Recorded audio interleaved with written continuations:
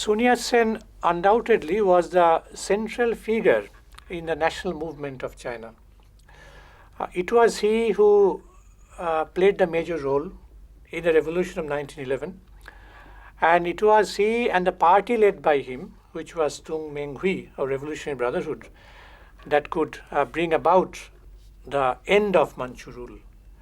So it was in 1911 that Manchu rule came to an end, and in its place was formed the republican form of government in China.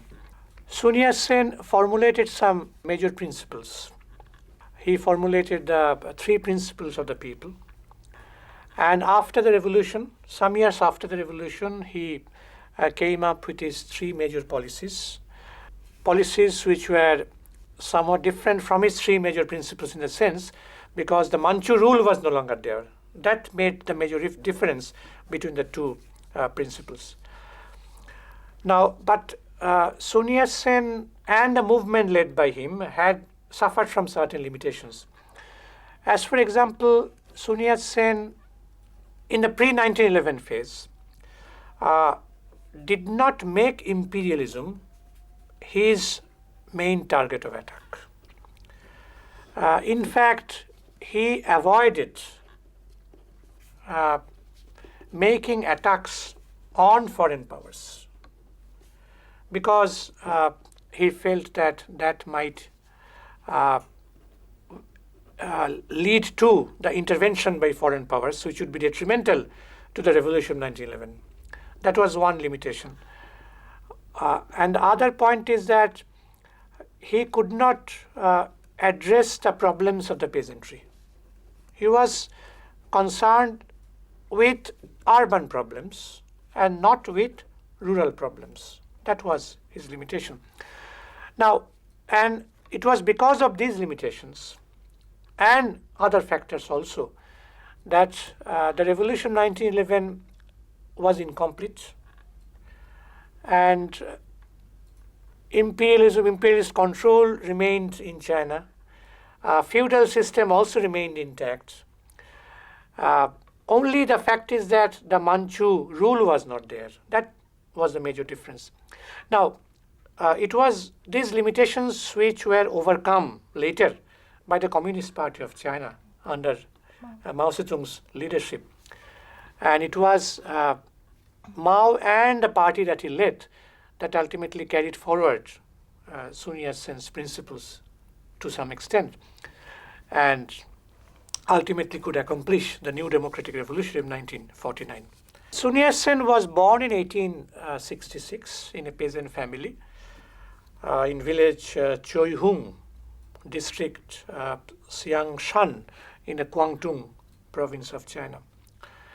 And like all Chinese, he received his elementary education in a primary school, and then he was taken to the Hawaii Island by his elder brother, where he enrolled himself in a missionary school where English was the medium of instruction. And after some years of study in Hawaii, he returned to his native village, but by then his horizons had been widened, and so he found it very difficult to adjust himself to the secluded, restricted village life.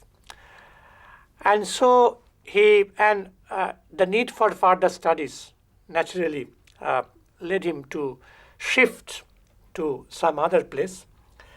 And it was in 1883 that he went to the British colony of Hong Kong. Hong Kong was a colony which was controlled by Britain after the signing of the Treaty of Nanking in 1842, we have pointed out earlier. And there he continued his education in English, and in 1884 he embraced Christianity. And he got himself admitted in a hospital, in a Canton hospital as a medical student, and he got a medical degree. From the 1890s, as we have pointed out earlier, demands had been raised from the side of the intellectuals, new bourgeoisie, about reforms. Something must be done to bring about reforms. And these ideas gained ground among the Western educated people, among the commercial people, particularly who had been living in the port cities, particularly in the port cities. And Sun Yat-sen, along with his associates, they also prepared some proposals, formulated some proposals for reform, which they handed over to some of the important Manchu officials with the hope that these would be reciprocated positively. But all these demands ended in failure. And the failure of such attempts made Sun Yat-sen realize that these would be of no avail, and that something different should be done, and that what was needed was to bring about a revolutionary overthrow of the existing social order, existing Manchus particularly. Now, Sun Yat-sen set up his revived China Society, or Tung Meng Hui, and that was in 1894. It was set up in Honolulu. In fact, this organization was China's first bourgeois revolutionary organization. And initially it started with 20 members with representations from different provinces. Meanwhile, China had been defeated in the hands of Japan in the Sino-Japanese War of 1894-95, and the Treaty of Shimonoseki was signed, which was one of a long series of humiliating treaties that China was forced to sign with the Western powers. And this Treaty of Shimonoseki was a flagrant interference in the internal affairs of China. It undermined China's sovereignty, as of course was the case in the earlier treaties also. And so people responded. There was popular discontent, and there were many outbreaks, revolutionary outbreaks against the Manchu dynasty, against the Manchu rule. And revolutionary uprising was planned in Canton by Sun Yat-sen himself, but that plan was exposed. And so Sun Yat-sen became a fugitive in China, and a high price was declared on his head. Now, faced with such a situation, Sun Yat-sen left China and he went to Europe. He first went to England, he went to London. He went there in 1895 and stayed there till July 1897. While he was in London, he studied in the British Museum. It was there that he came to be acquainted with the ideas, the writings of a large number of Western intellectuals, political scientists, philosophers, such as Karl Marx, Adam Smith, Spencer, Mill, as also many others. The socialist movement made a deep impression on his mind. And he not only studied, he also visited the slum areas. He was witness to many democratic movements that had been taking place in England. And he not only stayed in England, he also went to other European countries. And his observations he noted in his autobiography. What he felt is that even though democratic form of government was established in Europe, in England and other countries, the people in Europe, in the countries of Europe, were not at all happy, because there were many oppressed people also. The workers were there, and he was witness to the plight of the working class who had been living in the slum areas during that period. And he felt that despite democracy, the people of Europe had been thinking in terms of a revolutionary transformation in their own societies, in their own countries. New ideas began to take shape in Sun Yat-sen's mind. It has been pointed out by a scholar named Leo Sharman in his book on Sun Yat-sen that for Sun Yat-sen, the ideas of democracy and socialism came together. In Europe, in the case of Europe, democracy, meaning capitalist democracy, capitalism emerged at a particular point of time. And after that, there was a gap of some centuries or many decades. And it was then that working class emerged. There was a time gap between the idea of democracy taking shape in Europe and the idea of socialism taking shape in Europe. But Sun Yat-sen, for Sun Yat-sen, both these ideas came together. In the early 20th century, Sun Yat-sen had been in Japan. And so Sun Yat-sen, of course, was busy in Japan, making propaganda among some 10,000 overseas Chinese and convincing them of the need for a revolution in China. Now, meanwhile, within China, many important developments had been taking place, and China was faced with a national crisis. Foreign aggressiveness was receiving no check, and Sun Yat-sen felt that the humiliation of the court, Manchu court, definitely offered an opportunity for making revolution. He again planned an uprising in Huichao in 1900 and 1901, with forces mainly consisting of the Greenwoods group, Greenwoods armed group, secret society, as also the Triad Society. But these movements also, these attempts at insurrections also failed. These were crushed by the Manchu ruling clique. Now, then we have the another important development, and that was the Russo-Japanese War of 1904-1905. Now, and we know that Russia was defeated and Japan was victorious. The Chinese people could never forget the humiliation that they had to suffer when they were defeated in the hands of Japan in 1894-95. But now that same small country, Japan, could score another big victory over a big European, this time a European country. Russia was compared to, it was associated with the European continent. If Japan could defeat such a big European country like Russia, then there was no humiliation in China, which had suffering another humiliating defeat in the hands of Japan. So it removed the sting of China's own defeat suffered at the hands of Japan only 10 years before, only a decade before. And so Chinese people started to think why it became possible for Japan to score a victory over Russia.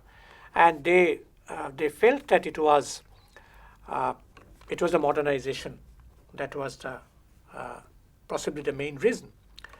That was also the period when Protocol of 1901 was signed, just 3 or 4 years before that.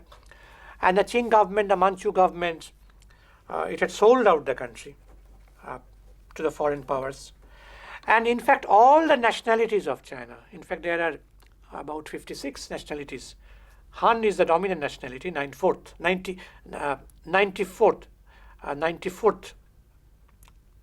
percent, 94, and the rest belong to the other small nationalities. So all the nationalities, not just the Han, but all other small nationalities. Manchu was also another small nationality in China. Now, all of them wanted that the Manchu rule should come to an end, and there should be a basic change in the situation, in the political situation.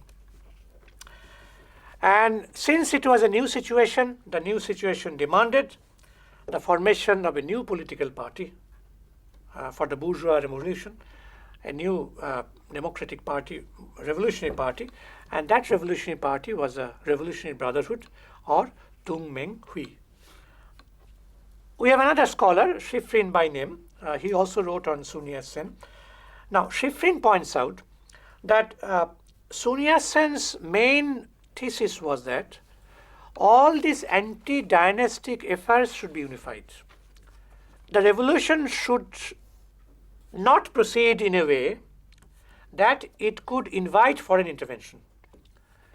One has to move in a way that could forestall foreign intervention. That was very important, so that they could not find any pretext for intervention. And this Tung Meng Hui was, of course, formed in 1905, 30th July 1905, under the leadership, of course, of Sun Yat-sen. And this Tung Meng Hui adopted a program of revolution, and this program of revolution consisted of 8 documents, including the manifesto of the military government. That was one important document. And other was manifesto to the world. And it also adopted policies for general administration, foreign affairs, particularly armed uprisings in the various parts of the country. The main essence of Tung Meng Hui's political program lay in one slogan. One is, and that is to drive out the Manchus, restore Chinese rule, set up a republican form of government, and equalize land rights. These were the 4 basic principles on which the Tung Meng Hui program was based. And it was from this slogan that Sun Yat-sen developed his 3 principles of the people. One was people's nationalism, the second was people's democracy, and the other was people's livelihood. The most important element in these 3 principles of the people was that it wanted to free the peasantry from feudal control, from feudal yoke. And it played an important role in